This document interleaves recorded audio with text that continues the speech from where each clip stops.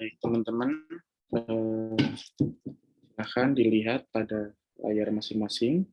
Hari ini kita akan mempelajari terkait dengan prinsip sains, ya. Sama juga manusia, sama juga dengan kita, ya. Setiap itu memiliki prinsip-prinsip, ya.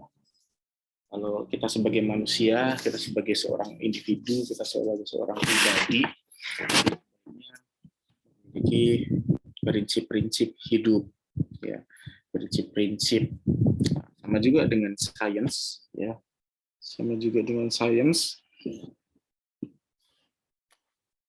Sains juga memiliki prinsip-prinsip sains. Nah, itu apa saja?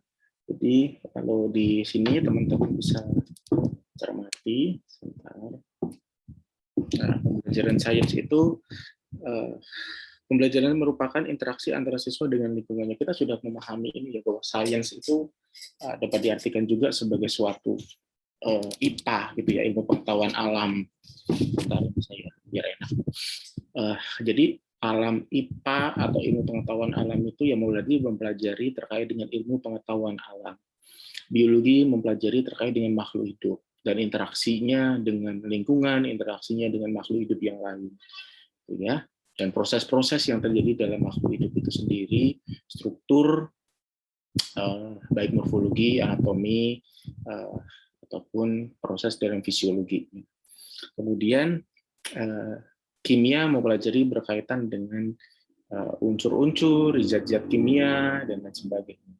Fisika mempelajari terkait dengan komponen-komponen fisik dan proses yang terjadi di dalam alam, gitu ya. Nah, berarti di sini kita sepakat bahwa pembelajaran sains itu interaksi antara, kalau kita berkaitan dengan belajar sains di sekolah, ya, baik di jenjang manapun, berarti merupakan interaksi antara siswa atau peserta didik dengan lingkungan di sekitarnya. Ketika siswa belajar terkait dengan ekosistem, ya berarti mempelajari lingkungan, gitu kan. Siswa mempelajari terkait dengan gerak, gitu ya.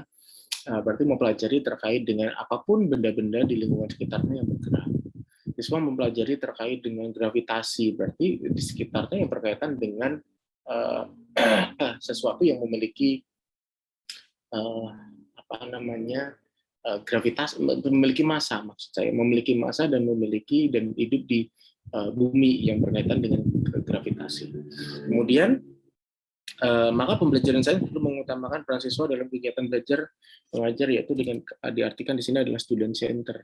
Kenapa dengan student center? Ketika siswa aktif, ya, ketika siswa aktif belajar, ketika siswa aktif mengidentifikasi fenomena-fenomena yang terjadi dengan lingkungannya, maka dia akan menemukan sendiri konsep-konsep tersebut ataupun membangun sendiri konsep-konsep tersebut. Selanjutnya di sini bagaimana dengan ketika siswa melaksanakan dengan student center, maka kewajiban guru seperti apa? Nah, di sini kewajiban guru itu adalah memberikan pengalaman, ya, memberikan pengalaman ataupun meningkatkan pengalaman belajar siswa untuk mencapai tujuan pembelajaran sains. Makanya kita ketika mengajar, ketika mengajar itu yang pertama itu adalah disampaikan tujuan pembelajarannya.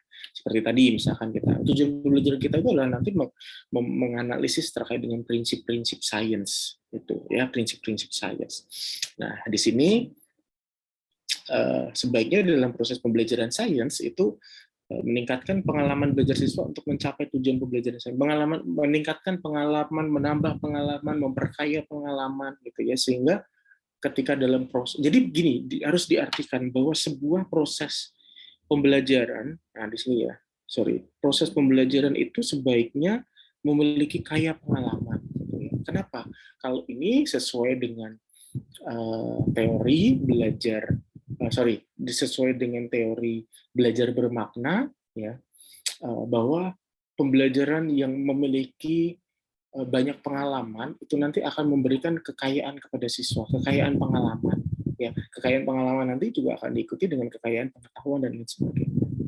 Kemudian ada beberapa tujuan dari sains, yaitu adalah sebagai produk, kemudian sebagai proses,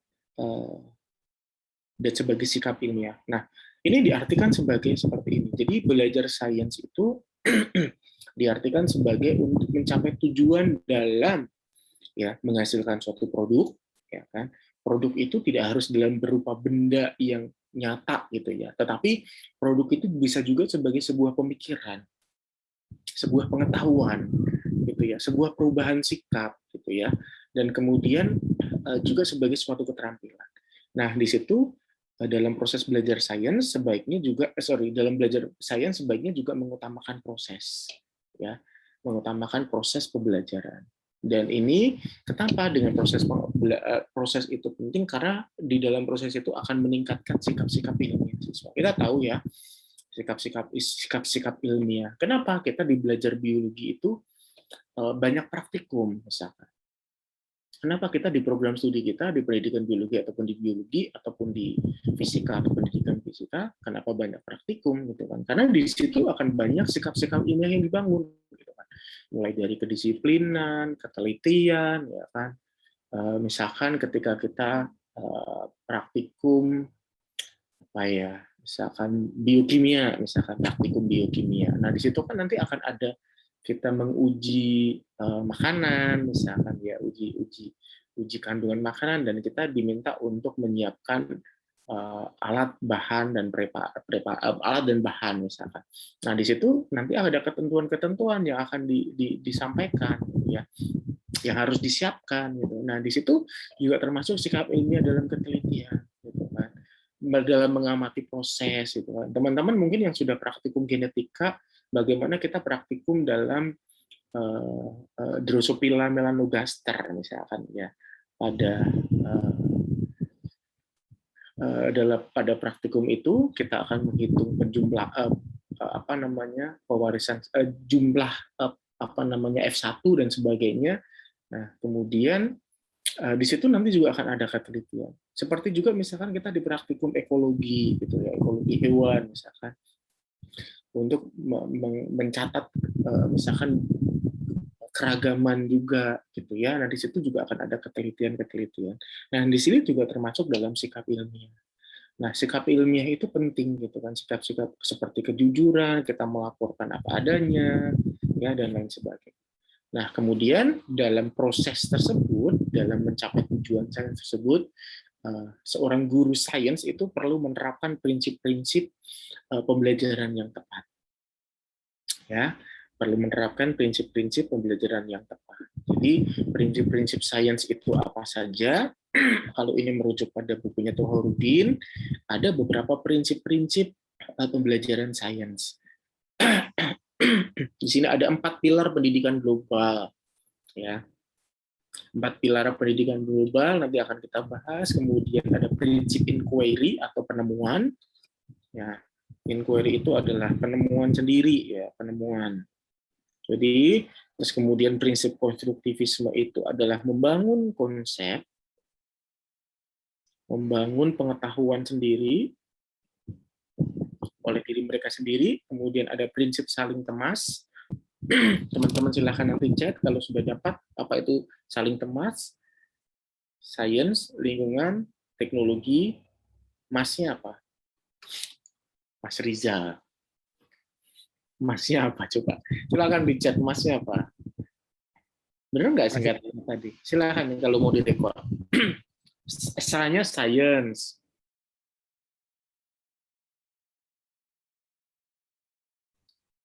Apa? Masnya apa? Masyarakat bukan ya, Pak? Masyarakat, ya betul. Ya. Kemudian ada prinsip pemecahan masalah. Saya lupa, saya menyampaikan di mata kuliah ini atau mata kuliah yang lain ya, bahwa sebenarnya kayaknya bukan mata kuliah ini sih mungkin, tapi ya namanya mata kuliah pengalaman belajar itu sama. Bahwa teman-teman mungkin boleh disampaikan setelah kita kuliah itu, setelah kita dewasa itu masalahnya makin rumit atau makin mudah sih? Makin rumit, Bapak. Makin banyak ya. Kalau mungkin pada waktu kita di SMA itu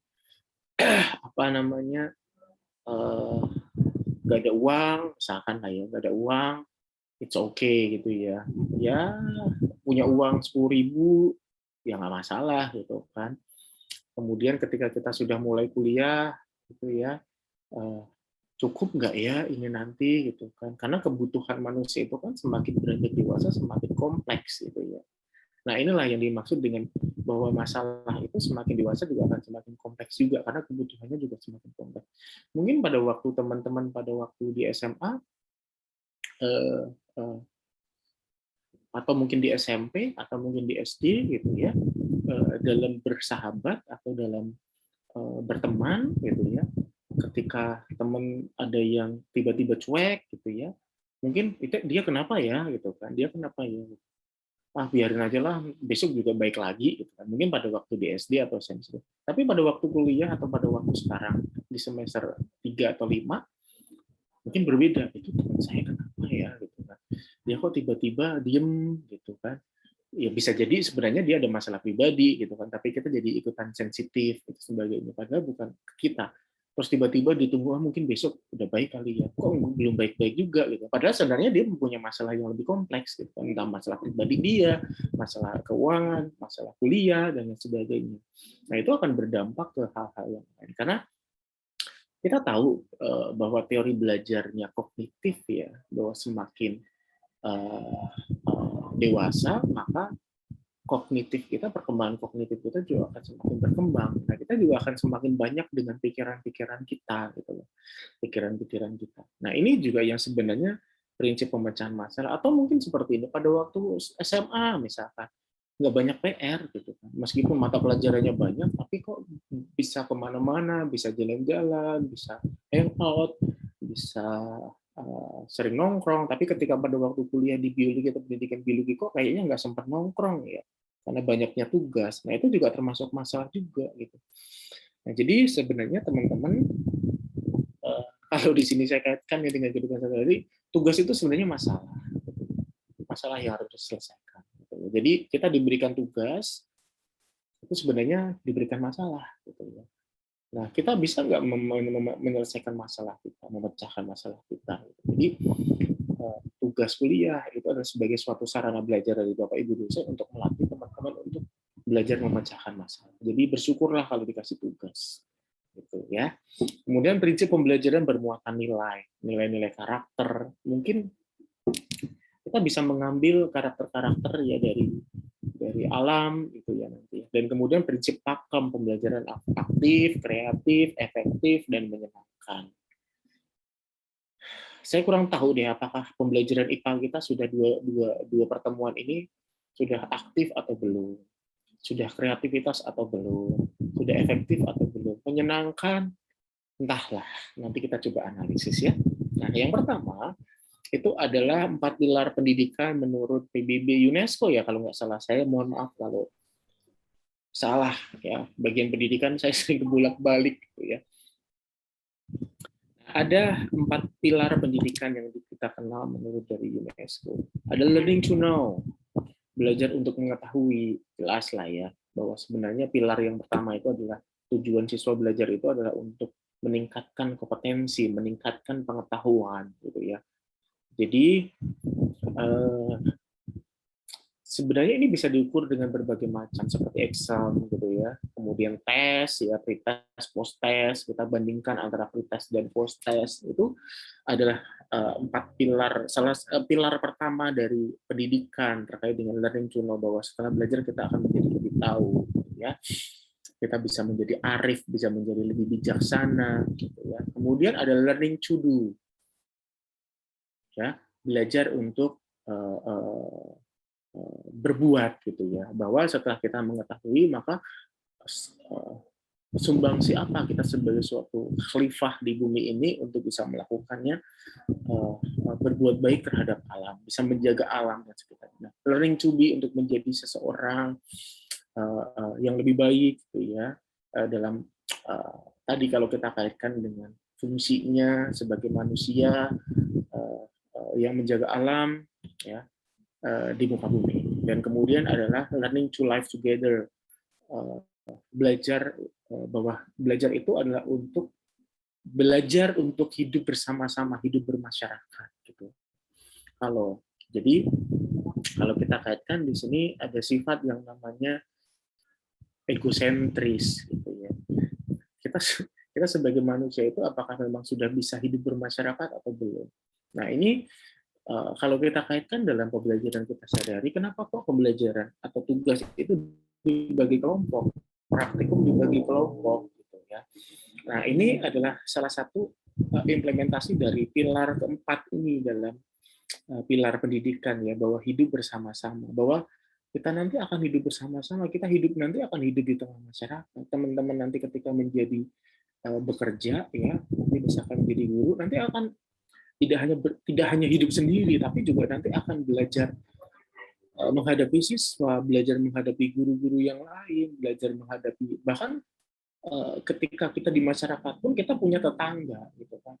Kita punya tetangga, kita kemudian ke pasar juga ketemu dengan masyarakat, itu bersama-sama dan lain sebagainya. Kita naik angkot juga nanti juga ada supir angkot, ada penumpang yang lain, bagaimana kita bisa saling menghargai dalam hidup bersama-sama. Nah, sebaiknya dalam pendidikan itu kita utamakan bahwa kita itu tidak sendirian, gitu. Kita ada makhluk yang lain yang memang harusnya kita jaga, kita hormati, kita hargai, gitu ya. Nah, dalam pembelajaran kelompok, di situ kita diminta untuk belajar bersama-sama memecahkan masalah, belajar bersama-sama untuk membangun, ya, dan sebagainya. Nah, ini adalah learning to live together, salah satu implementasi kalau kita di pembelajaran sains itu adalah dengan membaginya secara berbeda.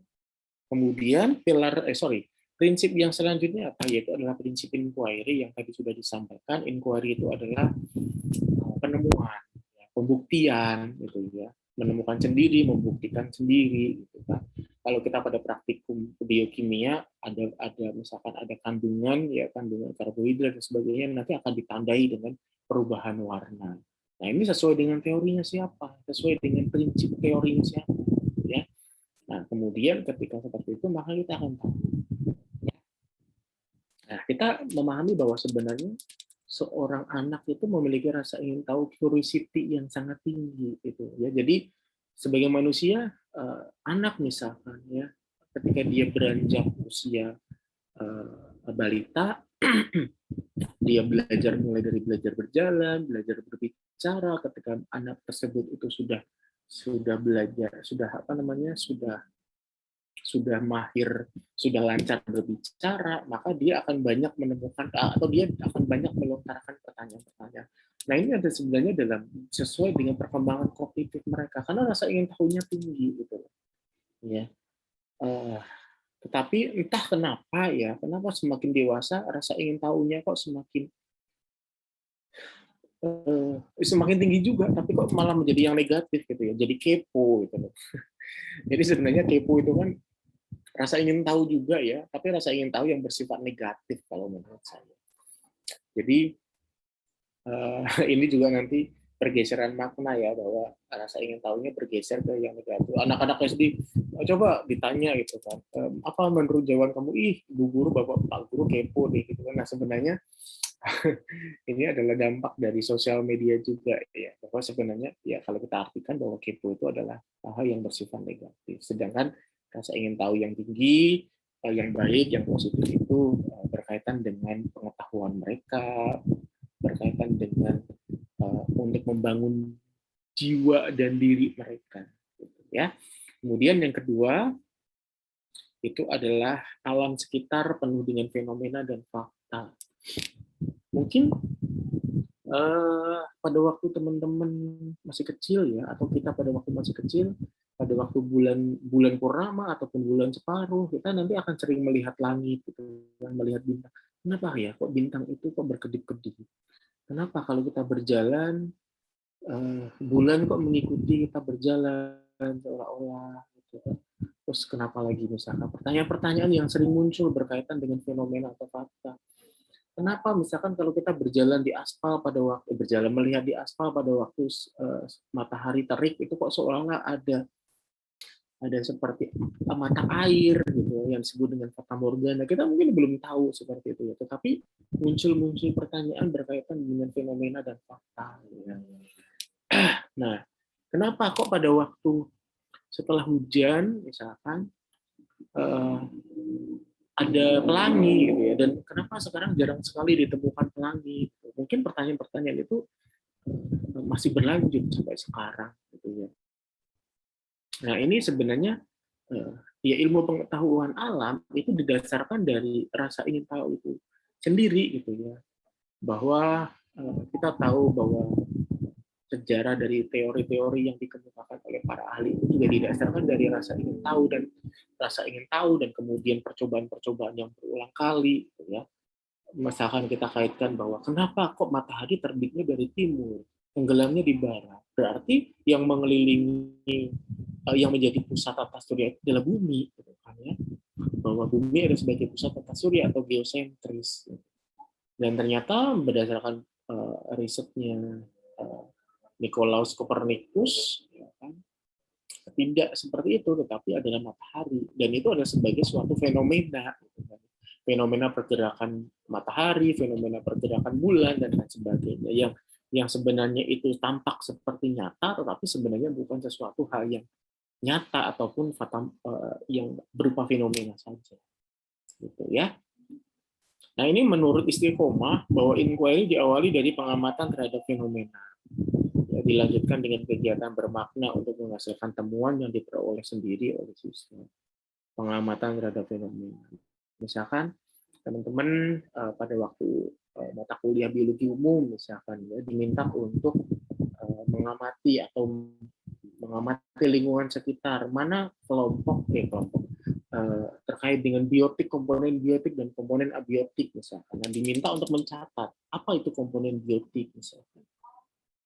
Komponen biotik itu adalah komponen makhluk hidup, ya, yang memang dia memiliki ciri-ciri makhluk hidup, bernafas, berkembang biak, berkembang, memerlukan nutrisi, ya, dan lain sebagainya. Nah, berarti yang tidak memenuhi ciri-ciri makhluk hidup itu berarti adalah komponen abiotik. Dan kemudian untuk diminta mendata, mencatat. Gitu kan. Nah, ini salah satu penerapan inquiry juga. Kemudian yang selanjutnya adalah maka pengetahuan dan keterampilan yang diperoleh siswa tidak dari hasil mengingat saja, tetapi dari seperangkat fakta. Seperti tadi kita diminta untuk mencatat, kita diminta untuk mengukur. Misalkan teman-teman pada waktu morfologi tumbuhan, misalkan diminta untuk mengidentifikasi ada petiolus, ada lamina, ya kan, ada pertulangan daunnya. Ini diminta untuk mengamati sendiri, gitu kan. Diminta untuk mengidentifikasinya sendiri. Jadi tidak hanya disajikan dengan, ya mungkin kita teori, makanya kita di sains itu ada mata kuliah yang memang bobotnya lebih besar, seperti 3 SKS. Karena yang 2 SKS untuk teori, 1 SKS untuk praktikum. Nah, ini tujuannya itu loh, bahwa kita belajar sains itu adalah untuk menemukan sendiri dari fakta yang dihadapinya dengan praktikum-praktikum. Ya meskipun di dalam selama pandemi ini kita jadi terkendala dengan praktikum. Ya, praktikumnya jadi praktikum virtual. Tapi it's okay, nggak apa-apa. Ya. Nah, kemudian ada komponen-komponen inquiry dalam pembelajaran yang harus kita pahami, yaitu adalah yang pertama, pengetahuan dan keterampilan akan lebih lama diingat apabila siswa menemukan sendiri. Ini tadi sesuai dengan teorinya Ausubel bahwa pembelajaran bermakna ya ketika mereka mengalaminya sendiri gitu ya, menemukan sendiri, maka itu nanti akan bermakna. Ketika pembelajaran bermakna, maka nanti tidak pengetahuan yang didapat itu tidak masuk di short term memory, tapi di long term memory, di memori jangka panjang. Gitu ya, dengan cara pelibatan siswa secara aktif tadi.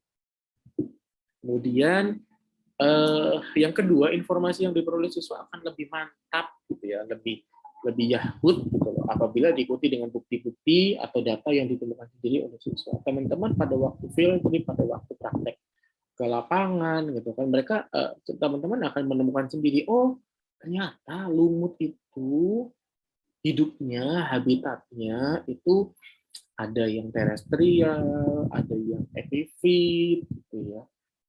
Kemudian ada yang menempel di batu, ya, dan sebagainya. Nah, kemudian strukturnya berbentuk talus. Oh, talus itu ternyata seperti ini, gitu ya. Dia seperti bahwa lumut itu ada bagian yang memiliki seperti batang, gitu kan. Kalau kita merujuk pada lumut sejati, ya, ada yang memiliki seperti batang komponennya, ada yang memiliki ada yang bentuknya itu seperti akar, tapi dia bukan akar gitu.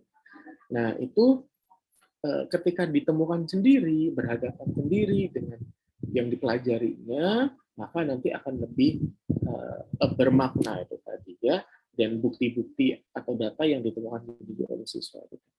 Kemudian siklus inquiry ini sesuai dengan metode ilmiah ya teman-teman sebenarnya ya. Ini adalah tahapan apa namanya pembelajaran inquiry. Ini sesuai dengan metode ilmiah, yaitu dengan observasi, kemudian merumuskan masalah, melalui bertanya, mengajukan dugaan atau hipotesis, pengumpulan data atau dengan eksperimen, dan kemudian kesimpulan untuk merujuk dari hipotesis yang sudah disusun. Nah, ini adalah tahapan-tahapan dalam pembelajaran inquiry. Saya lanjutkan dengan prinsip yang selanjutnya adalah konstruktivisme. Apa tadi ya? Prinsip yang berkaitan dengan membangun pengetahuan mereka sendiri. Bahwa pembelajaran itu sebenarnya tidak hanya transfer of knowledge gitu ya, tidak hanya dengan anak-anak. Hari ini nanti kita akan belajar berkaitan dengan Pteridophyta misalkan. Pteridophyta adalah tumbuhan paku. Tumbuhan paku itu adalah tumbuhan Talupita masuk. Jadi dia memiliki struktur bla bla bla bla bla dan sebagainya. Jadi dengan ceramah maksudnya. Jadi transfer of knowledge. Tapi pengetahuan itu harus dibangun mereka sendiri, gitu ya, bahwa ada pertanyaan yang diusulkan, kemudian ada jawaban juga yang harus ditemukan sendiri. Seperti itu. Nah, kemudian di sini sebaiknya ketika kita mempelajarkan sains dengan prinsip konstruktivisme, bahwa siswa itu sudah memiliki pengetahuan awal, gitu ya, atau prior knowledge dengan pada struktur kognitifnya, dan itu nanti sebaiknya kita meningkatkan kemampuan awal tersebut. Seperti itu, ya. Kemudian ada prinsip saling kemas yang tadi sudah kita bahas ya, bahwa sains itu memiliki prinsip-prinsip yang dibutuhkan untuk pengembangan teknologi. Kita tahu kalau kita kaitkan biologi, kita dari biologi ya, apa namanya, yogurt, tempe, apalagi berbagai macam-macam makanan-makanan fermentasi, ya itu kan juga termasuk dari produk dari bioteknologi. Dan saat ini mungkin sudah berkembang lagi. Tempe itu dia hanya menjadi tempe goreng sama tempe bacem saja, tapi sekarang menjadi sate tempe dan lain sebagainya, dan menjadi olahan-olahan. Gitu ya. Dalam implementasi yang lain juga, bahwa sebenarnya hasil-hasil riset dalam sains itu nanti berkontribusi dalam pengembangan teknologi. Seperti yang kita gunakan ini adalah sebagai Zoom, itu adalah produk dari sains gitu ya, produk dari sains gitu ya, dengan memanfaatkan gelombang elektromagnetik pada internet mungkin ya, sehingga kita bisa dapat bertukar informasi. Teman-teman bisa mendengarkan saya dan saya bisa melihat teman-teman gitu ya, atau mendapatkan informasi juga dari teman-teman. Nah, sedang perkembangan teknologi memacu penemuan prinsip-prinsip sains yang terbaru. Nah, di sini bahwa prinsip dari sains itu adalah sains lingkungan, teknologi, dan masyarakat itu nanti saling berkaitan. Ya. Kemudian ada yang selanjutnya adalah prinsip pemecahan masalah. Ya. Problem solving ya. Tadi sudah kita bahas sedikit di awal bahwa hakikatnya manusia itu saya lama-lama kayak jadi motivator ini. Manusia itu akan berhadapan dengan masalah gitu kan. Suatu keniscayaan deh ya, hidup itu nanti akan semakin banyak masalah itu. Jadi teman-teman ketika saat ini menghadapi masalah, percayalah di masa depan nanti teman-teman akan menghadapi masalah yang lebih rumit daripada ini. Ini bukan sebagai suatu ancaman, tapi itu adalah sebagai keniscayaan gitu loh. Keniscayaan bahwa sebenarnya masalah itu adalah sebagai suatu latihan untuk menguatkan kita gitu ya. Termasuk juga dalam kita kaitkan dengan sebuah belajar gitu ya. Teman-teman mungkin pada waktu di SD, SMP, SMA dengan kuliah, tugas-tugas yang berat itu di mana sih? Di SD kah? Tidak, pasti tugas-tugas yang berat itu adalah jenjang pendidikan yang tinggi. Saat ini teman-teman sedang kuliah S1. Nanti teman-teman kuliah S2 dan di S3. Jangan pikir kuliah yang sekarang, kuliah tugas-tugas di S1 sekarang itu berat. Oh, teman-teman mungkin nanti akan di disenyumin sama mahasiswa-mahasiswa yang S2 dan yang S3. Itu belum seberapa, kata-katakan seperti itu. Dulu kakak seperti ini. Gitu. Jadi, nah itulah sebenarnya prinsip dan dalam hakikat dalam kehidupan itu, ya kita semakin semakin dewasa, kita semakin naik, pengetahuan kita juga semakin tinggi, pendidikan kita semakin tinggi, ya apapun lah yang berkaitan kita sebagai suatu jenjang, suatu hierarki dalam kehidupan itu, maka akan semakin kompleks, gitu ya. Jadi ini adalah prinsip pemecahan masalah. Nah ini yang saya maksud tadi bahwa manusia itu tidak akan lepas dari masalah. Siapa yang tidak punya masalah? Malaikat kan ya. Malaikat kan tidak punya masalah karena malaikat tidak punya nafsu kan ya. Sedangkan kita itu kan manusia adalah gudangnya nafsu.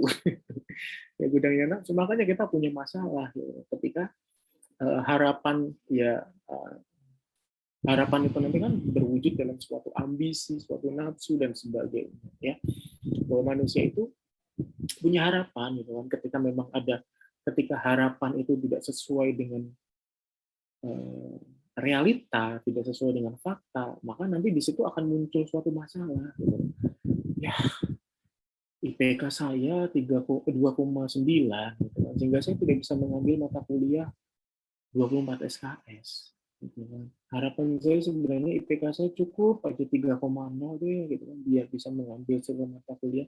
Nah, ini adalah sebagai suatu bukti bahwa harapan dengan realita itu tidak sesuai. Sehingga saya cuma bisa mengambil cuma 22 SKS. Nah, itu adalah sebagai bentuk masalah gitu kan, atau bentuk suatu antara kesenjangan antara harapan dengan fakta bahwa itu nanti akan menghadirkan suatu masalah. Ya, salah satu alat ukur kecerdasan manusia itu adalah kemampuan kita dalam memecahkan masalah.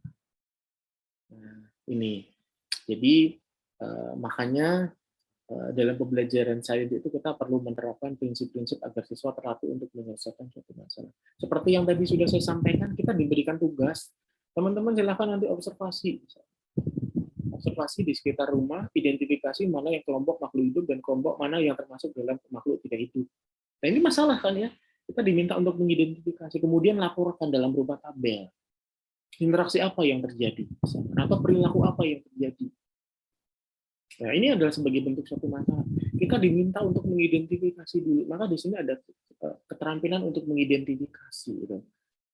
Saya kok dari pagi galau terus. Saya dari pagi kok rasanya kok males, mager banget. Kenapa ya? Gitu. Oh, ternyata saya belum sarapan. Seperti itu. Jadi itu ya artinya kita bisa mengidentifikasi masalah.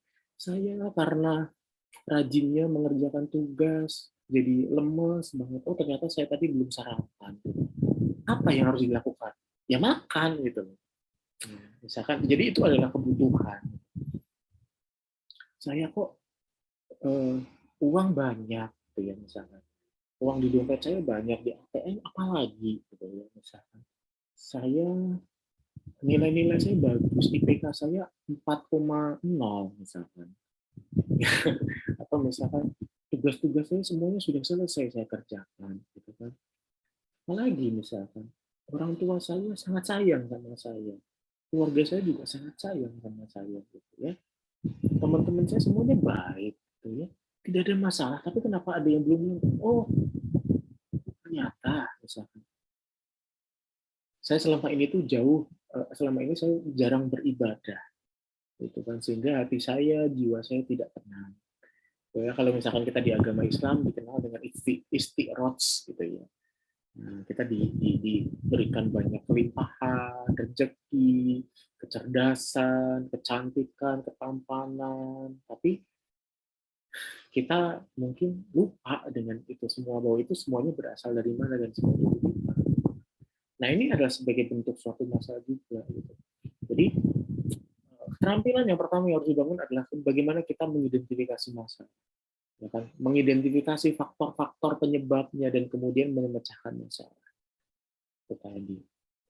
Nah, dalam belajar kita juga perlu menerapkan seperti itu. Makanya sebenarnya teman-teman kalau misalkan pernah berkuliah sama saya selalu minta untuk di mata kuliah kita kan daftar hadir juga ada refleksi kan ya.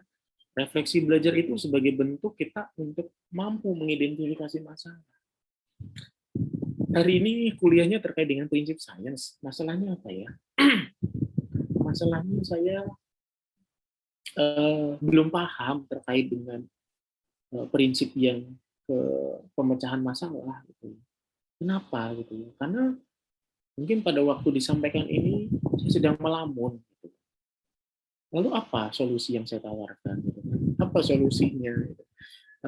Prinsip pada waktu dijelaskan terkait dengan prinsip pemecahan masalah ini, saya jadi teringat dengan masalah-masalah saya. Gitu. Masalah-masalah ekonomi, masalah-masalah sosial saya, gitu ya. Jadi teringat. Jadi ketika disampaikan itu saya jadi tidak ingat apa ya yang harus dilakukan ketika itu, maka bisa dibaca lagi. Berarti saya mencoba menggali lagi informasi-informasi terkait tindak lanjutnya apa. Oh, ketika aku belajar itu sebaiknya saya bisa lebih fokus lagi, atau saya menyiapkan catatan, atau saya bisa mengendalikan pikiran saya. Ya. Dan ternyata banyak loh yang ternyata dari kita, mungkin bukan banyak dari kita ya, mungkin manusia memang dari tempat kelemahan ya, bahwa kita susah mengendalikan pikiran kita sendiri, terutama pada waktu kuliah gitu kan. Tiba-tiba pada waktu enak-enak kuliah mendengarkan kuliah atau presentasi teman-teman, presentasi dari temannya, kita jadi terdistraksi dengan oh iya ya, saya tadi belum isi kuota ya. Oh iya, tadi chatnya belum dibalas gitu. Jadi kita buka handphone, dan kemudian ketika buka handphone, oh iya, tadi di IG kayaknya ada informasi menarik deh. Oh, tadi di Twitter kayaknya ada yang trending topiknya menarik, ya jadi kemana-mana. Nah, itu tadi loh. Nah, ini sebenarnya apa namanya, kita terdistraksi atau kita kesulitan dalam mengendalikan pikiran kita, sulit untuk fokus dan lain sebagainya. Bagaimana caranya? Nah, ini yang perlu disampaikan juga atau dipelajari juga oleh guru supaya siswanya nanti juga bisa fokus gitu. Kemudian prinsip pembelajaran yang bermuatan nilai-nilai karakter ya. Masyarakat dan lingkungan sekitar memiliki nilai-nilai yang terpelihara dan perlu dihargai. Karena itu pembelajaran saya perlu dilakukan secara bijaksana agar tidak berdampak buruk terhadap lingkungan atau kontradiksi dengan nilai-nilai yang diperjuangkan masyarakat sekitar. Nilai-nilai moral dan lain sebagainya ya. Bahwa teman-teman tahu sebenarnya ada istilah yang berkaitan dengan kearifan lokal ya. Pembelajaran berbasis kearifan lokal.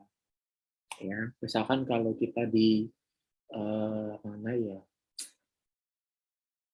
Baduy misalkan, gitu kan, ada suku-suku yang sangat menjunjung sekali kearifan lokal, tidak boleh di Baduy dalam itu kan tidak boleh teknologi masuk dan lain sebagainya, tidak memakai alas kaki dan sebagainya. Nah itu sebenarnya ada kearifan-kearifan lokal di situ. Nah ini sebaiknya tidak bertentangan ya dalam sains itu dengan kearifan-kearifan lokal tadi. Nah kemudian pembelajaran bermuatan nilai juga, kita ketika belajar sistem pencernaan, ya kan, kita belajar dengan pertumbuhan dan perkembangan tumbuhan misalkan ya, kita bisa mengambil nilai-nilai dari materi-materi. Kita tahu bahwa sebenarnya misalkan seperti ini, daun yang jatuh itu kan adalah daun yang sudah apa ya dikatakannya, disebutkannya adalah daun yang sudah tua gitu kan, dan dia sudah, kalau kita sebagai orang biologi, jaringan-jaringannya, sel-selnya itu sudah mati, sehingga dia nanti akan jatuh, daunnya jatuh. Nah di situ berarti, dan juga ada di situ juga ada pucuk juga gitu kan ya, ada apikal gitu kan ya, yang memang di daerah apikal, di daerah pucuk-pucuk atau di ujung akar ataupun ujung batang itu adalah jaringan-jaringan yang memiliki sel-sel yang muda gitu kan, jaringan-jaringan yang aktif membelah. Nah kita tahu bahwa sebenarnya hidup itu sebagai sebuah siklus gitu kan, sebagai sebuah siklus gitu. Nah kita bisa mengambil suatu nilai-nilai karakter dari tumbuhan ketika pada waktu muda gitu. Lihatlah ujung batang, ujung akar yang aktif melakukan, yang dia sebagai ujung pucuknya dari suatu akar yang menembus tanah, yang mencari nutrisi gitu kan. Nah, ketika pada waktu muda, nah sebaiknya ketika kita masih punya banyak tenaga dan sebagainya, kita gunakan untuk bekerja gitu kan. Sebelum nanti masa tua kita.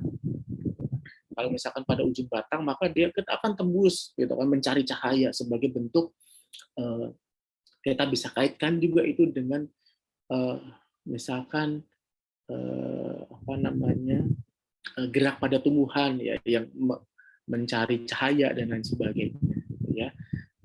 Itu maka kita bisa mencari suatu kebenaran gitu kan, kita bisa mencari sebuah nutrisi, kita bisa mencari sebuah penghidupan untuk kita sendiri dan juga untuk keluarga kita sebelum kita nanti menjadi daun yang tua yang kemudian gugur.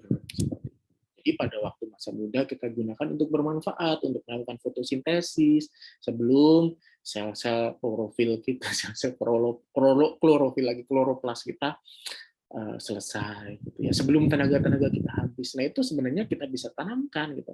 Teman-teman bisa mencari contoh-contoh yang lain gitu ya dalam sains gitu ya, dalam membelajarkan sains. Kalau dalam biologi banyak ya, kita bisa mengambil makna-makna kehidupan dari sebuah makhluk hidup berproses gitu ya. Kita bisa mengambil contoh misalkan yang lain. Ketika kita tidur, jantung itu berhenti berdenyut nggak sih? Jantung itu berhenti memompa nggak sih? Tidak kan ya?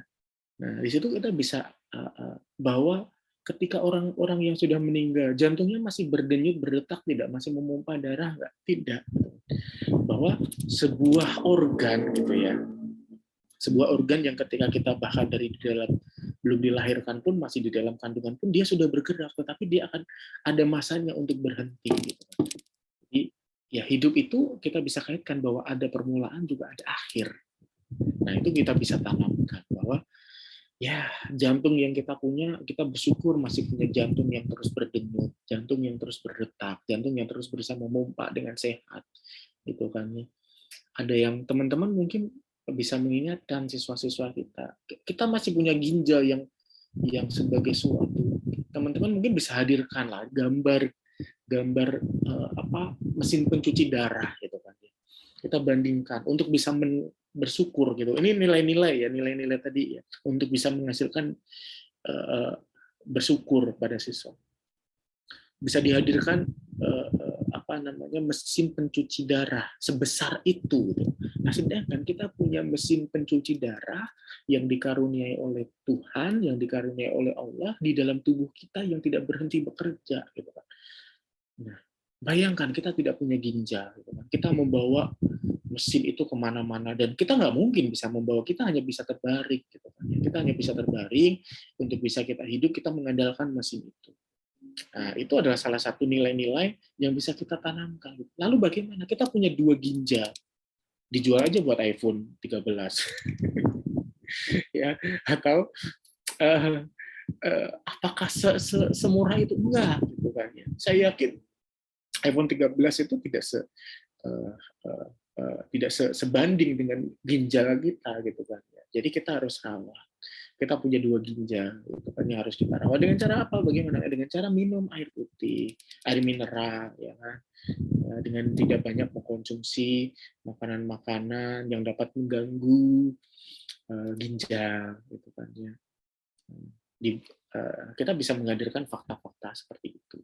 Ya, jadi dengan pembelajaran sains kita bisa dapat membangun nilai-nilai untuk bisa bersyukur, kemudian bisa memperkuat keimanan dan ketakwaan dan sebagainya. Ya, dan kemudian ada prinsip yang selanjutnya ada prinsip pakem ya, tadi sudah disampaikan. Ini dasarnya merupakan prinsip-prinsip pembelajaran berorientasi pada siswa yang aktif untuk melakukan kegiatan baik aktif berpikir maupun bersifat motorik. Ya, untuk mengaktifkan dalam pembelajaran. Nah, itu banyak model pembelajaran yang saat ini sudah lahir untuk bisa mengaktifkan siswa. Banyak teman-teman nanti bisa cari. Gitu ya. Dan nanti kita juga akan belajar lagi bagaimana mendesain pembelajaran IPA secara terpadu dan lain sebagainya. Kemudian, ini adalah slide terakhir. 7 prinsip itu perlu dikembangkan dalam pembelajaran sains yang kontekstual di SMP. Hal ini bertujuan agar pembelajaran sains lebih bermakna dan menyenangkan bagi siswa, sehingga hasil belajar yang diperoleh siswa itu bisa menjadi maksimal. Nah, ini saya harap nanti teman-teman, ini sebenarnya tidak hanya di SMP ya, tetapi juga di berbagai jenjang pendidikan ketika kita mau belajarkan science, integrated science, atau pembelajaran di IPA terpadu. Gitu ya. Ataupun kita bisa membelajarkannya bagian ilmu dari sains, kita membelajarkan biologinya sendiri, sebenarnya membelajarkan fisika itu sendiri, kita perlu menerapkan prinsip-prinsip sains itu sendiri. Nah, saya harap prinsip-prinsip yang tadi sudah kita bahas ya, yang sudah kita bahas di sini mulai dari prinsip yang berdasarkan dari pilar pendidikan global, prinsip inquiry, konstruktivisme, saling temas, problem solving, ya, bermuatan nilai, dan kemudian pakem, ya, dan lain sebagainya. Semoga semuanya sudah terwadai di sini dari ketujuh prinsip itu tadi. Kita bisa melaksanakan pembelajaran sains itu untuk bisa mencapai tujuan pembelajaran. Oke, sudah.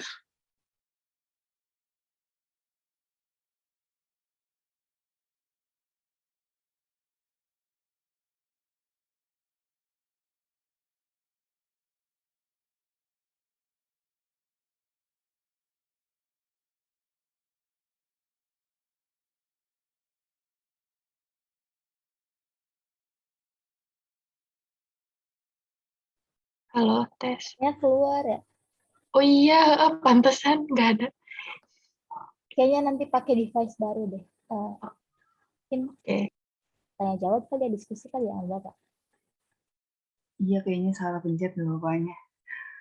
Oh, saya pencet keluar ya. Oke. Sadar gak malu tadi?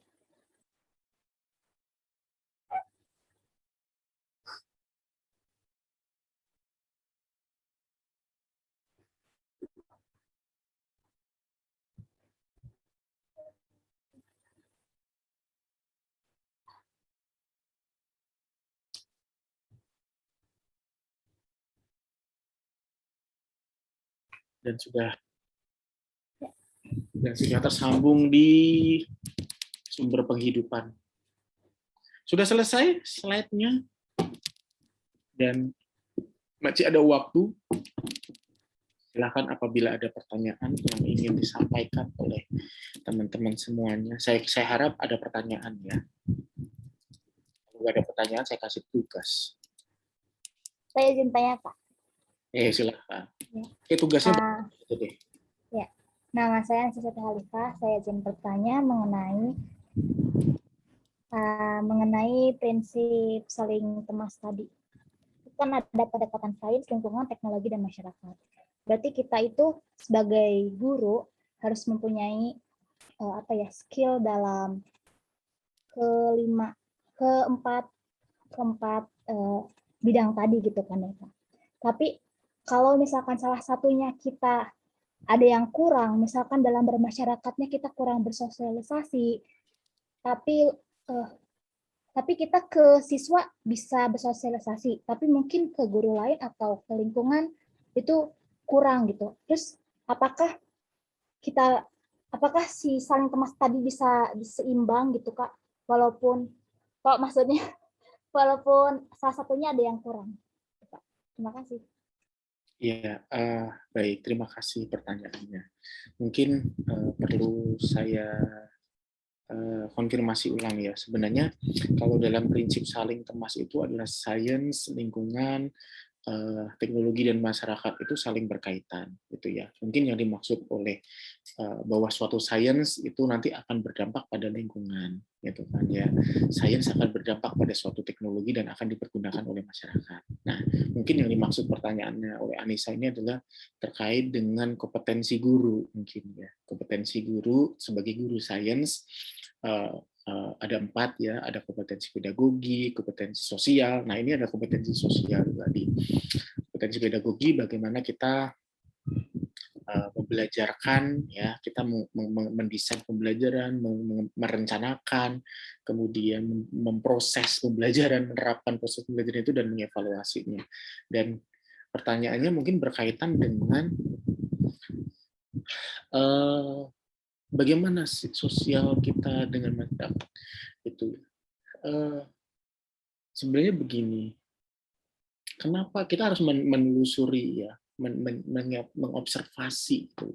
Kenapa guru harus memiliki kompetensi sosial gitu kan ya kepada masyarakat gitu ya. Karena sebenarnya begini, yang dihadapi oleh guru itu nanti tidak hanya siswa, ya kan, siapa selain siswa? Siapa? Yang siapa? Guru Guru lain, lain, ya jelas. Yang mungkin lebih yang dekat dengan siswa. orang tua. Nah, orang tua atau wali, gitu. Orang tua atau wali. Jadi kita harus memahami bahwa pembelajaran itu harus punya sinergi antara orang tua, antara guru, orang tua dan siswa, gitu ya. Sekolah dengan orang tua, gitu ya. Rumah atau kita bisa kerucutkan lagi menjadi lebih kecil. Rumah itu keluarganya ya, termasuk orang tua, wali, saudara dan sebagainya. Dan juga yang di lingkungan sekolah, baik itu kepala sekolah, guru, karyawan dan lain sebagainya, ataupun penjaga sekolah dan lain sebagainya. Nah itu yang harus disinergikan gitu kan. Kenapa kita harus? Karena ketika kita sebagai guru, siswa belajar, kita memberikan laporan perkembangan belajar mereka baik dalam berupa raport ataupun dalam perkembangan perkembangan kognitif, afektif dan psikomotor siswa itu dilaporkannya adalah ke orang tua, gitu. Ke orang tua atau wali, gitu. Selain juga kepada siswa itu sendiri, gitu ya. Sebagai bentuk pertanggungjawaban kita sebagai seorang guru. Nah, ini kita harus bisa berkomunikasi gitu kan ya. Nah, selain itu ada yang lain juga berkaitan dengan bahwa guru itu adalah seseorang, kalau di Jawa itu kan istilahnya digugul dan ditiru. Yang dipatuhi dan yang kemudian yang dijadikan contoh gitu ya. Kemudian ada peribahasa yang lain. Guru kencing berdiri, murid itu nanti akan kencingnya sambil berlari gitu. Dan saya ya itu hanya sebagai peribahasa ya, bukan sebagai suatu hal yang ini ya. Nah itu jadi apa-apa yang dilakukan oleh guru itu nanti akan dijadikan sebagai contoh oleh siswa, karena guru itu adalah sebagai seseorang yang dianggap sebagai seorang yang pintar, yang memiliki ilmu, memiliki banyak pengalaman. Gitu. Nah itu sebaiknya itu tidak akan dicontoh saja oleh siswa, tetapi dijadikan sebagai seorang yang dituakan di masyarakat. Nah, itu tadilah sebenarnya karena kita 4 kompetensi guru itu kan di Indonesia ya. Di Indonesia itu adalah sebagai negara timur gitu. Sebagai negara timur yang memang menjunjung dalam hal kehidupan moral di Indonesia Timur. Ya, itu jawabannya untuk Anissa. Semoga bisa menjawab ya. Ada lagi yang lain, silakan. Bapak, saya izin bertanya. Silakan. Bapak, bagaimana sih cara diri kita sendiri tuh mengukur pengalaman kita tuh udah cukup gitu, Pak? Pengalaman dalam hal apa dulu? Mungkin pengalaman, gimana ya Pak? Pengalaman mungkin dalam untuk menjadi seorang pengajar gitu, Pak. Sebagai seorang guru sains ya? Ya. Sebenarnya bisa merujuk pada 4 kompetensi itu sih. Yang pertama adalah mungkin saya sempat ditegur karena ada yang 2 yang penting gitu, karena sebenarnya 4-4-nya penting gitu. Yaitu kompetensi profesional dan kompetensi pedagogi gitu ya. Kalau kita mau mengajar biologi gitu ya kita harus menguasai konten-konten biologi, dan konten yang kedua adalah kompetensi profesional gitu ya. Dan yang ketiga adalah kompetensi kepribadian. Yang keempat adalah kompetensi sosial gitu ya. Jadi 4 kompetensi itu. Jadi sebenarnya dan kita harus ingat bahwa kalau kita kaitkan dengan 4 pilar pendidikan menurut UNESCO tadi, yang pertama adalah learning to know gitu ya. Ketika kita menjadi guru muda, ya kita tidak akan kita belajar gitu. Kita masih belajar menjadi guru gitu. Dan nggak apa-apa sebenarnya gitu ya. Saya mungkin dikatakan menjadi guru itu sudah berapa lama? Saya lulus S1 itu tahun 2009. Dan di tahun 2009 sebelum saya lulus itu saya sudah mengajar di sekolah. Kalau misalkan dihitung sampai sekarang berarti berapa tahun? 12 tahun setengah. 12 tahun setengah saya belum lama gitu ya. Kalau misalkan dibandingkan dengan Bapak Ibu dosen yang lain di UNJ ataupun di luar sana yang sudah mengajar puluhan tahun. Gitu. Ketika saya menjadi guru di tahun pertama, tahun kedua, tahun ketiga, atau bahkan sampai sekarang di tahun ke-13 misalkan, ini, apakah saya berhenti belajar? Tidak. Jadi saya terus belajar ketika menjadi seorang guru. Dan mungkin ketika saya disebut sebagai guru yang baik, gitu ya, guru yang ideal, guru yang layak, gitu, saya menilai diri saya belum. Gitu. Saya menilai diri saya belum. Tetapi ketika kita menjadi guru, sejauh mana gitu, sejauh mana upaya kita untuk mempelajari, memperbaiki dari tahun demi tahun, gitu ya. Mungkin bisa diartikan seperti ini. Ketika kita mengajar di sekolah, gitu, di tahun pertama, misalkan kita mengajar di kelas 10, gitu ya, atau di kelas 7, misalkan, pasti akan banyak kendala-kendala, pasti banyak catatan-catatan untuk diri kita sendiri. Nah, it's okay gitu kan. Jadi bagaimana kita cara memperbaikinya? Misalkan mungkin saya boleh cerita, saya dulu pada waktu ngajar di sekolah menengah itu saya guru yang killer. Percaya atau tidak? Saya harap percaya. Kenapa killer? Killernya seperti apa? Saya suka memukul. Benar, dan ini sebuah pengalaman yang sebaiknya tidak dijadikan contoh oleh teman-teman. Saya suka memukul, benar. Karena ya itu tadi, karena keterbatasan pengetahuan saya sebagai seorang guru. Dan karena memang di lingkungan sekolah yang bukan sekolah yang menurut saya ideal, gitu ya. Karena memang sebenarnya sekolah yang ideal itu ya hampir semua tidak ada sekolah yang ideal ya, namanya juga sekolah gitu ya, namanya juga sekolah pasti banyak catatan gitu kan. Atau tidak ada sekolah yang sempurna. Kalau ideal mungkin ada lah sekolah yang ideal. Tapi tergantung bagaimana dari persepsi atau sudut pandang. Dan menurut saya memang tidak karena ada seharusnya ada siswa yang bukan sekolah di sekolah reguler gitu kan ya, seharusnya ada di sekolah yang lain gitu, sekolah inklusif, tetapi masuk ke sekolah itu gitu kan ya. Nah, itu akan menjadi tindakan-tindakan kita akan mempengaruhi keputusan-keputusan kita dalam membelajar. Dan di situ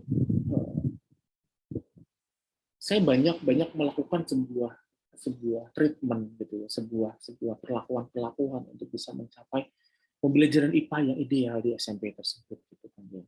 Dan kemudian saya yakini sebagai itu adalah sebuah keputusan yang salah gitu kan. Masing-masing teman-teman mungkin tahu ya bagaimana kita dalam mendekati siswa gitu kan.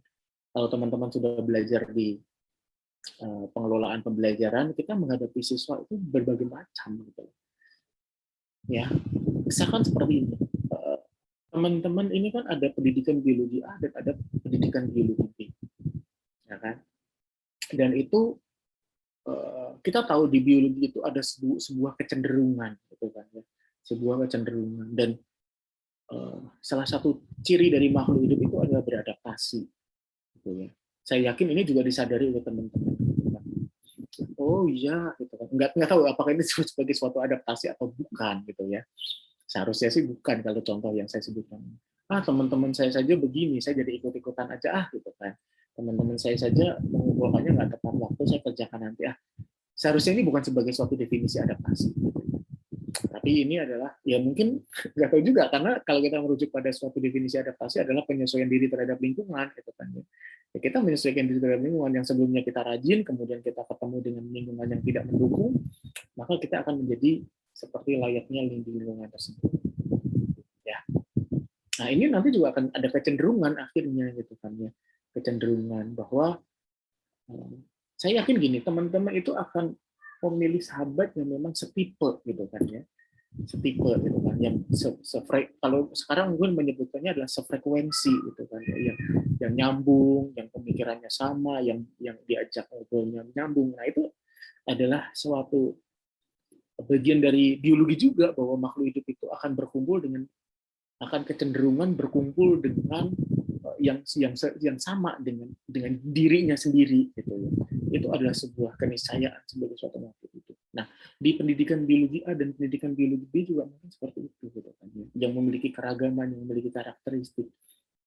Gitu. Jadi dalam pembelajaran kadang mungkin bukan kadang lagi ya, antara PBB dengan PBA perlakuannya berbeda, pendekatannya berbeda. Ini yang saya maksud gitu ya.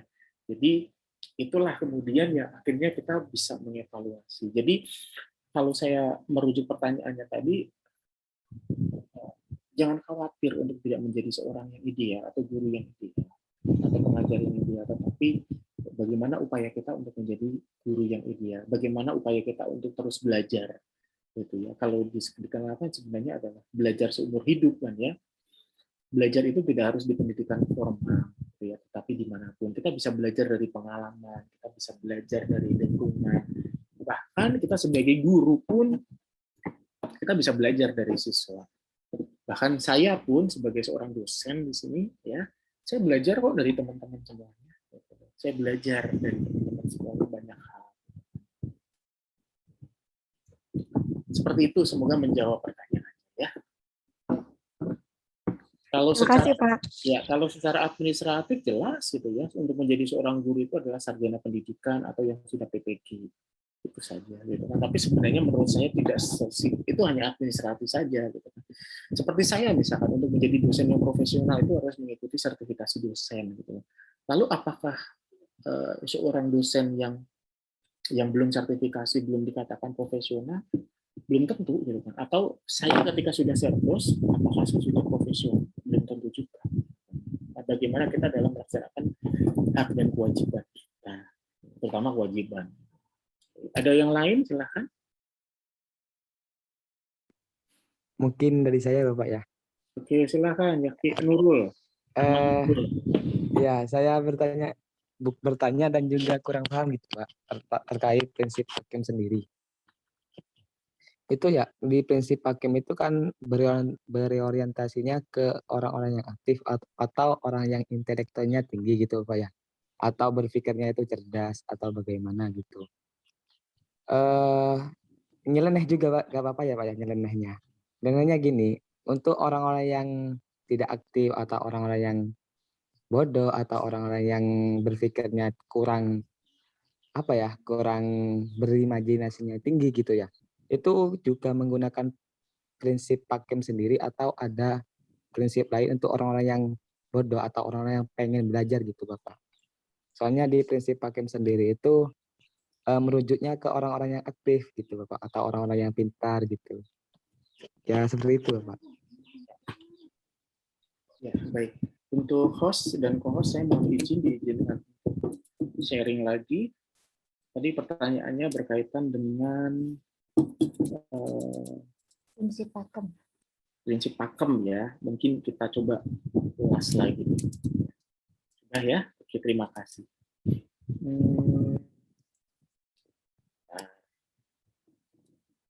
Mau sudah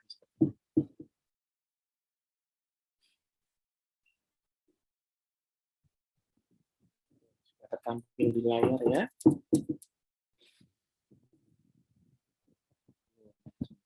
Pakem sini.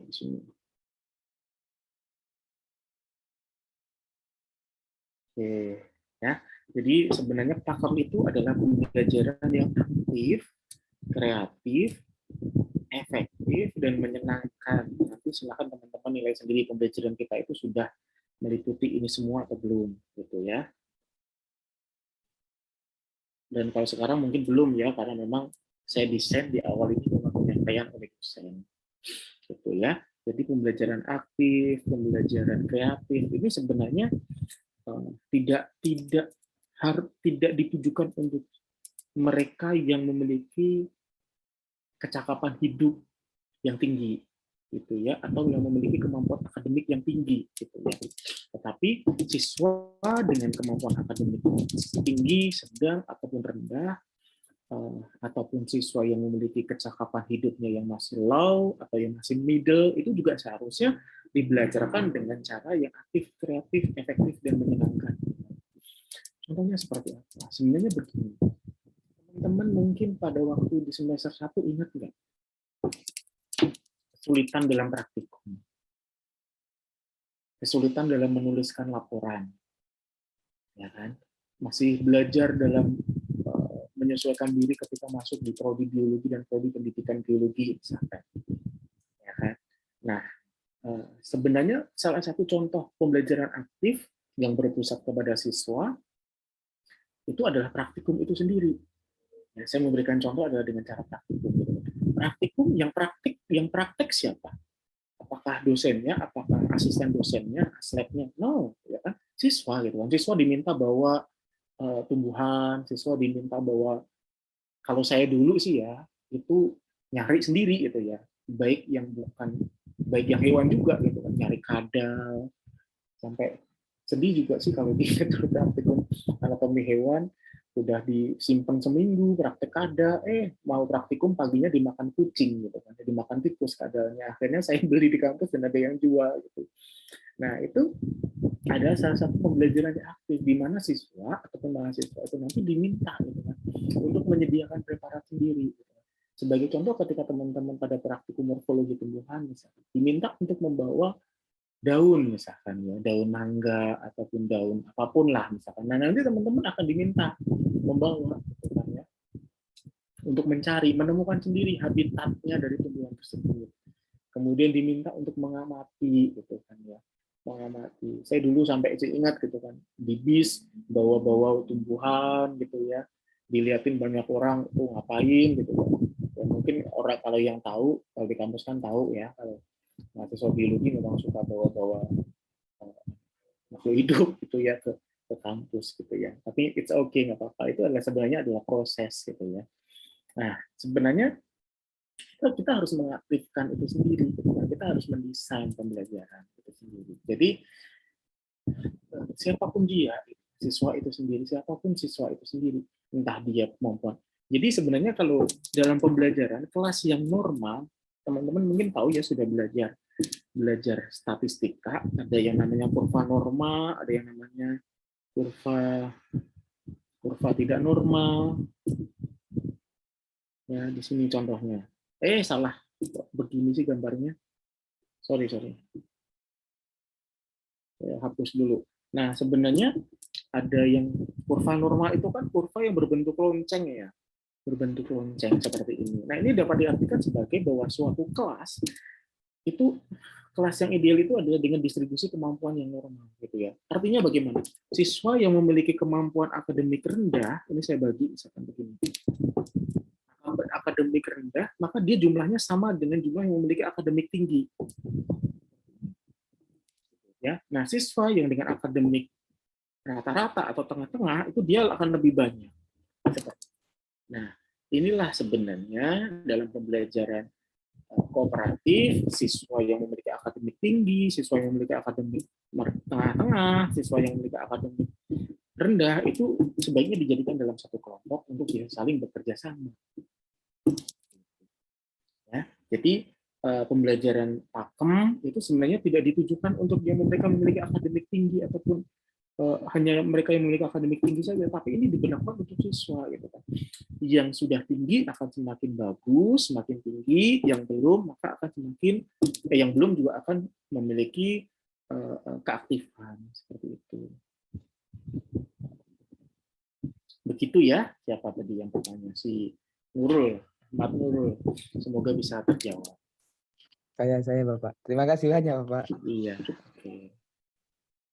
Ada lagi yang mau disampaikan? Silakan. Izin bertanya lagi. Izin bertanya. Kan kalau dalam sains kan pasti masih banyak pertanyaan-pertanyaan yang bahkan guru pun tidak bisa jawab gitu ya Pak. Nah, apakah tepat bagi guru jika nanti siswanya bertanya, namun si guru ini tidak bisa menjawab atau belum tahu jawaban pastinya, itu dijadikan PR oleh siswanya, untuk siswanya gitu. Apakah itu tepat gitu Pak? Terima kasih. Bergantung ya. Saya bisa tepat, bisa tidak. Bergantung pada kondisi gitu ya. Kalau gurunya ngeles, nggak tepat. Gurunya ngeles dan nggak mau nyari jawaban. Tetapi kalau misalkan sudah dikerjakan bersama-sama nih, guru berkolaborasi dengan siswa. Misalkan Anissa tanya, Pak, misalkan bertanya berkaitan dengan topik evolusi misalkan ya, dan kemudian saya juga apa ya gitu, dan kemudian kita sebagai guru harusnya jujur gitu ya, nggak usah malu kalau misalkan kita nggak tahu jawabannya gitu kan ya.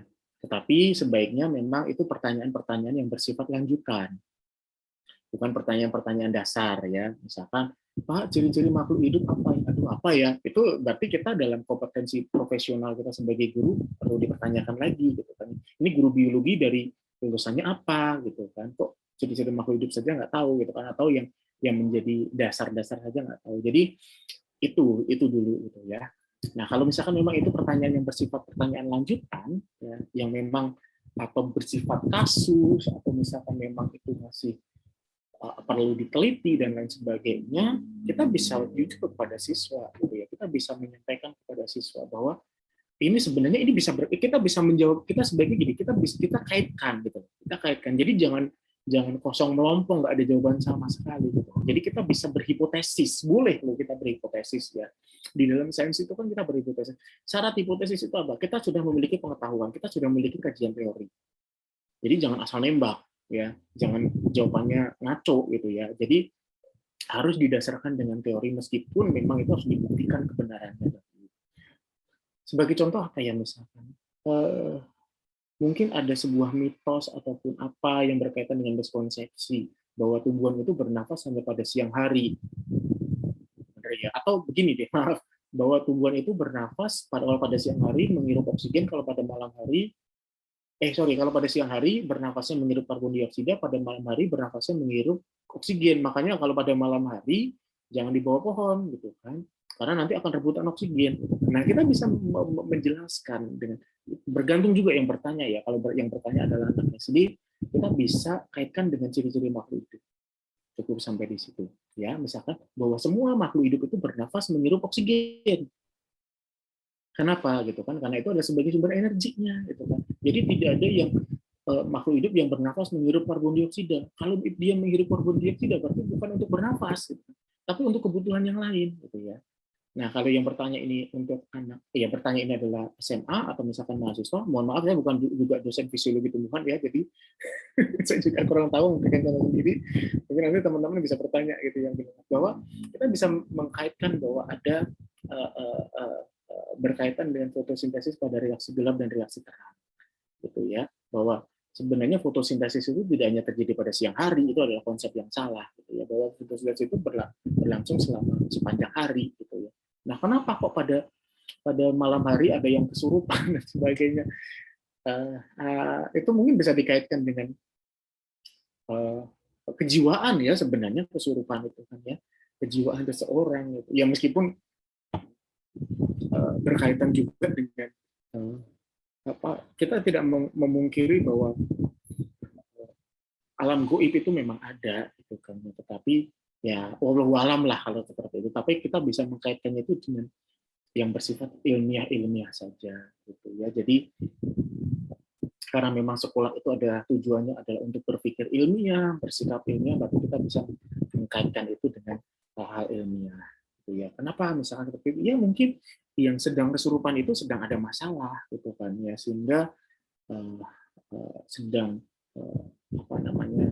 masalahnya berpengaruh terhadap psikologisnya, atau mungkin sedang mentalnya sedang drop dan lain sebagainya.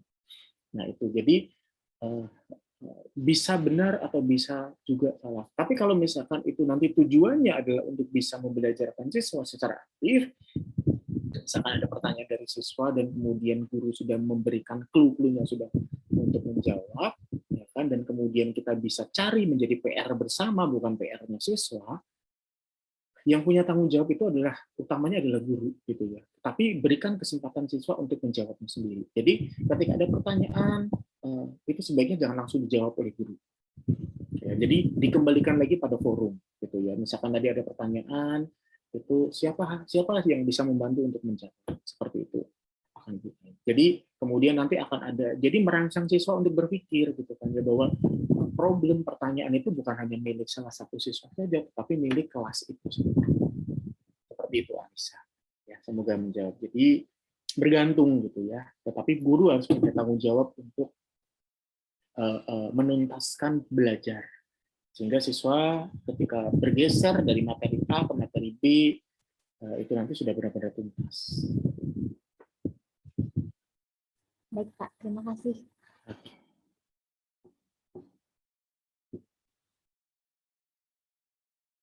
Ada lagi? Pak, saya izin bertanya, Pak. Silakan. Sebelumnya mohon maaf ya Pak, saya off kamera. Jadi tadi ada prinsip konstruktivisme dan salah satu prinsipnya itu pembelajar telah memiliki pengetahuan awal. Nah, yang jadi pertanyaan, apakah masih bisa diterapkan apabila pembelajarnya atau siswanya ini belum memiliki pengetahuan awal, Pak? Oke, siapa tadi yang bertanya? Alifa, Pak. Saya nyari Alifa di mana sih? Alifa Alia Aurora. Oh ini, oke baik. Terima kasih Alifa. Saya sedang menahan diri untuk menjawab. Tidak mungkin siswa tidak memiliki pengetahuan awal. Saya sedang berusaha tidak menjawab itu, tapi akhirnya saya menjawab. Kenapa? Anak TK, ya kan? Apa mungkin gitu ya? Misalkan seperti ini. Setiap anak itu pasti memiliki kemampuan awal yang berbeda-beda. Gitu ya. Jadi ini yang harus kita yakini sebagai seorang guru gitu ya. Terutama berkaitan dengan sains gitu ya, ketika belajar sains. Atau mungkin tuh kita bisa kaitkan saya yakin setiap anak yang masuk ke PAUD pun juga sudah diajari dengan huruf, pengenalan angka, ya kan, oleh orang tuanya, atau oleh lingkungannya, atau oleh kakaknya, atau oleh tetangganya. Ini huruf apa? Ini warnanya apa? Nah ini meskipun itu kecil sekali, sebenarnya siswa itu datang gini dalam prinsip di prior knowledge gitu ya, dalam prinsip konstruktivisme. Ya, dalam belajar konstruktivisme bahwa siswa itu tidak benar-benar belajar dari nol sebenarnya. Ya, dalam teori belajar konstruktivisme bahwa siswa itu belajar, siswa datang ke sekolah itu tidak dengan otak yang kosong, tidak dengan cangkir yang kosong gitu ya. Tapi mereka sudah memiliki pengetahuan-pengetahuan awal dari lingkungannya sendiri ataupun dari pendidikan di sebelumnya. Sebagai contoh misalkan ketika teman-teman sebagai mahasiswa ya, ketika belajar biologi umum di mata kuliah pertama di semester 1, saya yakin teman-teman sudah belajar biologi umum itu di SD, SMP, dan di SMA. Ya kan ya. Nah, meskipun dengan bobot yang berbeda gitu kan. Nah, yang menjadi masalah itu sebenarnya adalah bagaimana kita bisa mengkoneksikan ya pengetahuan awal itu dengan pengetahuan baru. Nah, itu sebenarnya PR-nya. Karena seperti ini. Ada yang pengetahuan itu yang disimpan dalam short term memory, ada yang disimpan dalam long term memory. Nah, kita sebagai seorang guru itu sebenarnya adalah memegang tongkat estafet itu tadi antara guru PAUD, guru SD, guru SMP, guru SMA, dan kemudian dosen di perguruan tinggi itu bersinergi untuk memegang tongkat estafet itu tadi. Jadi masing-masing memiliki tanggung jawab. Makanya kita mengenal ada yang disebut dengan kalau di sekolah itu ada kompetensi dasar. Ya, ada KKM, ya kan ya. Nah itu loh. Jadi sebenarnya siswa sebaiknya jangan mencapai kompetensi dasar mereka. Mereka mencapai kompetensi dasar maka mereka akan mencapai nilai KKM, gitu kan ya. Nah seperti itu. Jadi kalau misalkan tidak mencapai KKM, bagaimana? Remedial, gitu kan. Remedial sampai benar-benar mencapai KKM, sampai benar-benar mencapai kompetensi dasar mereka. Nah ketika mencapai kompetensi dasar, jadi seperti ini. Kebetulan saya juga ngajar di S1 dan di S2 gitu kan. Di S1 dengan di S2 itu kan nama-nama prodinya sama, kita satu rumpun, pendidikan biologi gitu kan ya. Nah, itu kurikulumnya itu bersinergi gitu. Ketika dibelajarkan di S1 seperti ini sampai di tahapannya ke tahapan menganalisis, maka di tingkat di S2 itu belajarnya seharusnya lebih tinggi. Mengevaluasi atau mencipta. Seperti itu. Jadi meskipun kalau di perguruan tinggi itu kan ada matrikulasi ya, ketika memang yang berbeda dengan bidang ilmu yang ditempuhnya. Jadi sebenarnya yang harus diyakini adalah siswa ketika datang ke sekolah, saya yakin teman-teman ketika belajar prinsip sains ini tidak hari ini saya yakin inquiry itu sudah pernah didengar sebelumnya. Gitu kan, ya. Mungkin kalau Noval lagi, mungkin Ahmad Nurul yang dari biologi pun saya yakin juga mengalami itu meskipun tidak paham dengan istilah itu. Hanya misalkan dengan inquiry, discovery itu ternyata adalah pembelajaran yang dilaksanakan dengan praktikum, gitu kan. Karena saya yakin semuanya teman-teman di sini sudah pernah praktikum, gitu kan. Gitu. Meskipun ya mungkin praktikumnya virtual ataupun mungkin di SMA kan juga pernah praktikum juga. Seperti itu, Alifa. Jadi tugas kita sebenarnya adalah kita meyakini bahwa siswa itu datang dengan pengetahuan awal yang sudah dimiliki meskipun itu berbeda. Nah, bagaimana cara kita untuk bisa menyatakan atau menyetarakan pengetahuan awal di siswa itu? Makanya di pembelajaran itu ada motivasi dan persepsi. Bagaimana mengkaitkan materi ini dengan materi yang lain atau mengkaitkan materi ini dengan materi yang sudah dipelajari pada jenjang sebelumnya. Nah, itu caranya. Itu adalah cara singkat untuk melakukan matrikulasi mungkin ya, matrikulasi. Seperti itu. Begitu Alifa, semoga bisa menjawab pertanyaan. Ya, baik. Terima kasih, Pak. Sama-sama. Jumlah mahasiswa berapa ya yang mengontrak mata kuliah ini? Ada 14, Pak. Udah bergabung sama yang dari Unsur. 14 itu termasuk yang dari Merdeka Belajar ya? Iya, Pak. Oke, berarti saya bentuk menjadi 5 kelompok ya? Iya, Pak. Tenang, minggu depan belum maju. Jadi minggu depan masih saya, baru minggu depan. Pertemuan ke-6 ya, Pak, presentasi. Oh, ternyata saya ubah. Mohon maaf, karena saya jadi sadar setelah tadi saling kemas tadi ya. Atau pembelajaran pakem tadi itu, waduh, saya nggak menerapkan pembelajaran pakem deh ini. Jadi saya geser, mulai dari pembelajaran IPA terpadu, nanti meskipun sebenarnya saya mendesain seperti itu dengan penugasan, tapi saya pikir saya perlu menggeser bahwa pembelajaran IPA terpadu nanti teori-teorinya perlu digali dulu oleh perwakilan kelompok. Jadi ada 15 kelompok. 14 mahasiswa ya. Nanti saya coba range dulu deh. Oke, nanti saya start deh. Baik, ada lagi yang mau disampaikan? Silakan. Pak, izin bertanya, tapi terkait di luar perkuliahan. Boleh. Silakan. Untuk e-portofolio pertemuan yang dikumpulkan pertemuan 15 itu, isinya itu apa saja ya, Pak? Isinya nanti yang teman-teman kerjakan, tugas-tugasnya. Jadi teman-teman meskipun nanti tugasnya mungkin diserahkan lewat LMS atau mungkin di kelas Microsoft Teams atau mungkin via email, itu tetap teman-teman rekap sendiri ya, dan kemudian nanti dikumpulkan di akhir gitu. Termasuk juga tugas individu, tugas kelompok, teman-teman nanti akan diminta untuk membuat analisis kritis misalkan dan membuat PowerPoint itu disimpan gitu ya. Jadi jangan, kalaupun kelompok itu jangan cuma satu orang saja yang menyimpan, tapi semuanya harus punya dokumentasi seperti itu. Jadi nanti akan menjadi portofolio. Ya, termasuk sumber-sumber belajarnya yang digunakan. Oh, saya menganalisis kritis, judulnya artikelnya ini. Jadi itu yang dikumpulkan juga. Jadi yang dikumpulkan adalah sumber belajarnya ataupun dan juga produk belajar. Ada lagi? Pak, untuk kelas virtualnya di M-Teams kan, Pak? Belum saya buat.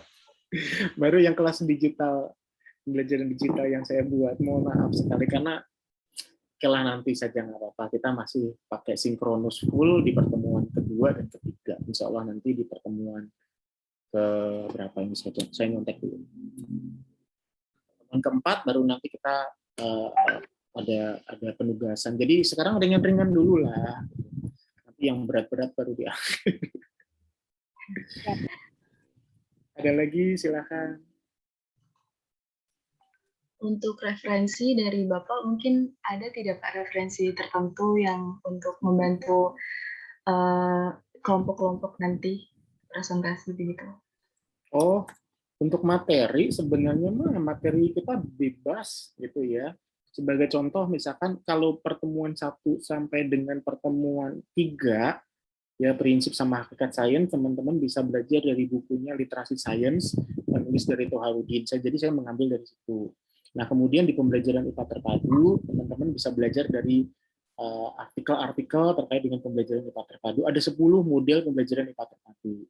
Nah, itu teman-teman bisa cari, bahkan juga sumber dari UT juga ada. Jadi, kalau saya biasanya tidak akan menunjukkan bukunya, kita pakai buku ini saja, enggak, gitu ya.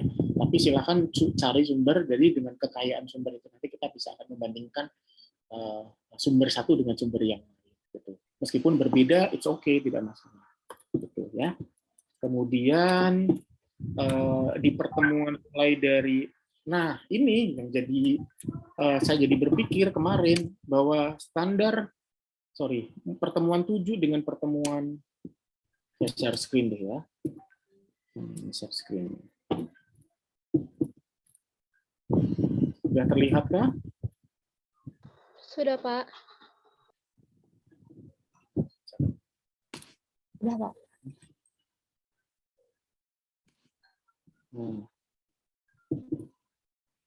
Oke. Nah, ini kan baru saya arrange lagi nih. Saya arrange, mohon maaf kalau misalkan dosennya tidak konsisten. Mohon maaf ya, tapi perubahan itu adalah suatu keniscayaan. Ini pembelaan diri. Nah, di sini standar, mana yang tadi ini. Nah, nomor 8 sama nomor 9 gitu loh, bahwa saya barusan membaca kabar dari berita online bahwa PSMP sekarang dibubarkan. PSMP sekarang dibubarkan oleh Bapak Nadiem Makarim. Ya, jadi tetapi it's okay, nggak masalah ya nanti karena memang sekarang sedang transisi, meskipun juga ada badan, saya lupa namanya badan apa yang jadi dia BSMP itu adalah badan independen ya, badan independen dan dibubarkan, dan saya pikir sebenarnya kita tahu bahwa itu hanya nama saja dan kemudian dikonversi menjadi nama yang lain dan kemudian tanggung jawab dan tugasnya masih sama.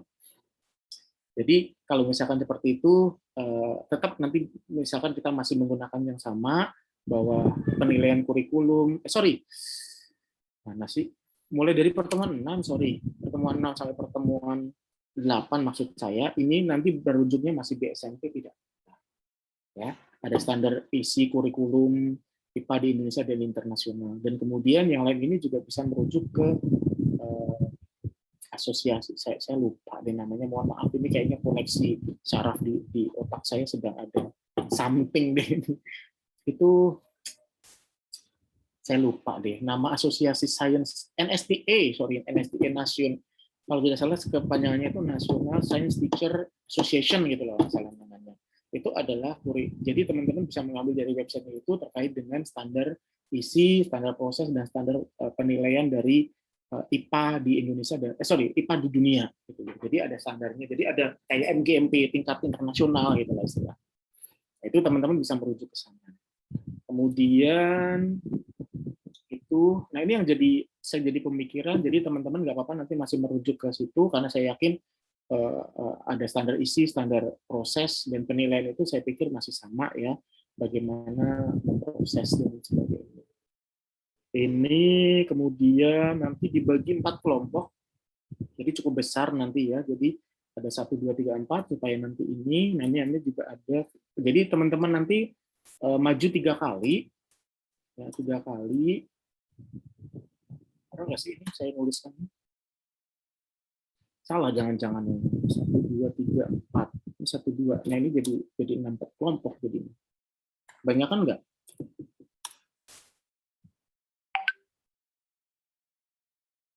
Ya, nanti saya arrange lagi deh. Mohon maaf ini kayaknya lagi ada something problem deh dengan di susunan saraf saya. Oke, ya.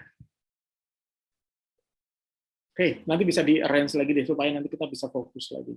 Mungkin nanti kita bisa pecah di sini menjadi 4C itu menjadi masing-masing, sehingga kita bisa lebih fokus lagi. Seperti itu. Jadi di sini nanti bisa melebur menjadi satu yang di atas. Ada yang mau disampaikan? Silahkan. Daripada bingung, nanti saya susun dulu supaya tidak jadi membingungkan. Ya, Ya, nanti termasuk juga ada kode kelas, tugas dan sebagainya nanti saya tampilkan di pedoman. Ada yang mau disampaikan lagi? Silakan. Berarti Pak dibagi menjadi 4 kelompok ya? Ya, sementara untuk tugasnya menjadi 4 kelompok.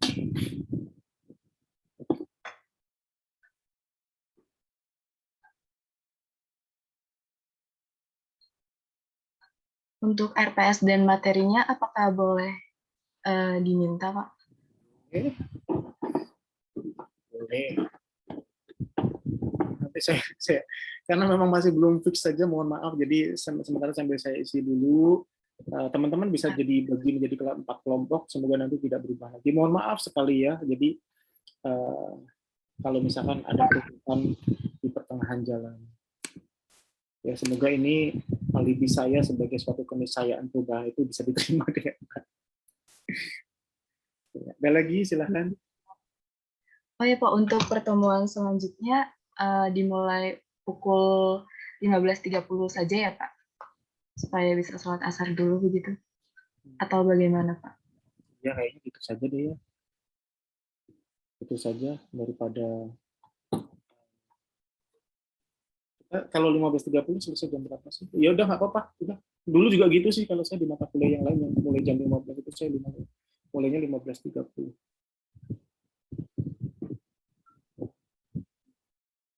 Ada lagi?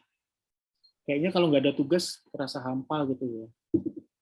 Silakan tugasnya teman-teman mengisi daftar hadir.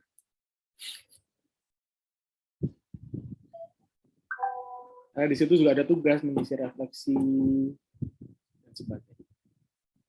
Ada lagi?